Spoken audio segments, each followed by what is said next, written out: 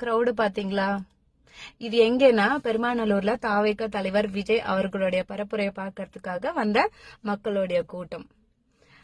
So இந்த கூட்டத்தை பார்க்கும்போது எப்படி இருந்ததுன்னா, பாகுபலி படம் ரேஞ்சுக்கு இருந்தது. அவ்வளவு பிரம்மாண்டமா.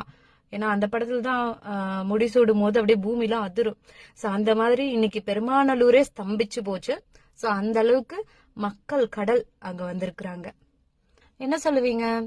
விஜய பார்க்க மக்கள் வருவாங்க, நடிகர் அதனால வருவாங்க, ஆனா அதெல்லாம் ஓட்டா மாறாது அப்படின்னு சொல்லுவீங்க. பாவம், நீங்க என்ன பண்ணுவீங்க? உங்களோட மனக்குமுறல்களுக்கு நீங்க ஏதாவது ஆறுதலுக்கு சொல்லித்தான் ஆகணும். ஆனா உண்மை என்ன தெரியுமா? அங்க வந்திருக்கிற ஒவ்வொரு மக்களும் அவங்க மாற்றத்தை எதிர்பார்த்து தான் அங்க வந்து நின்னுட்டு இருக்காங்க.